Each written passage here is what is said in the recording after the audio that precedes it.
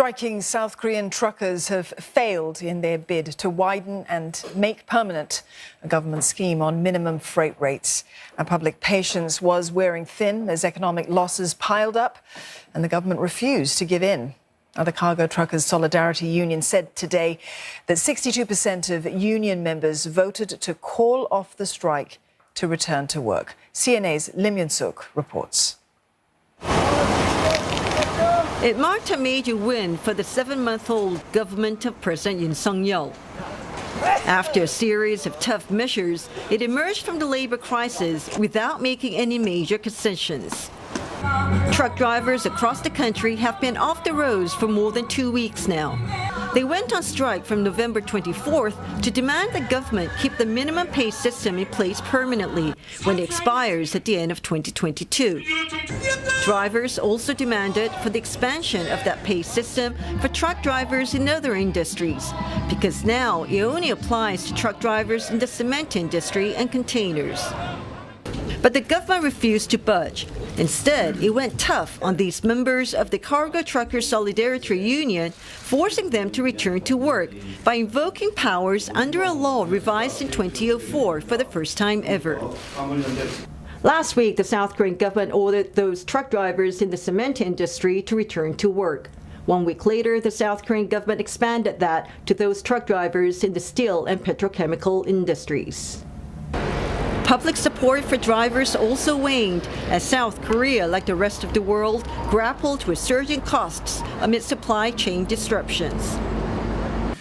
보름이 넘는 집단 운송 거부로 4조 원에 육박하는 산업계 피해를 초래한 화물연대가 오늘 파업을 철회했습니다. 국민의 냉담한 시선과 불법에는 타협이 있을 수 없다는 정부의 일관된 원칙이 화물연대의 파업을 멈추게 했습니다. President Yoon at one time even compared the strikers to North Korea's nuclear threat, saying the country was held hostage by them and there would be no negotiations until they returned to work. Facing the threat of jail terms and fines, the union committee decided to have a vote on whether to call off or continue the strike. And the decision was truck drivers will be back on the road again. It's unsure when negotiations will begin between the government and the union now that the strike is over. Though some experts say they believe negotiations will soon resume, so that there is no repeat of this strike in the coming months. Lim Yun-suk, CNA, Seoul. Well, the Korean won was one of the better performers in emerging Asian currencies today, thanks in part to the resolution of the truckers' strike. In fact, it gained about 1% against the US dollar, and that is its biggest jump in more than a week. Meantime, stocks in South Korea also firmer today, along with most markets in Asia. The Kospi putting on about 0.8%. Now, the strike had wrought massive disruptions to supply chains of key industries across South Korea.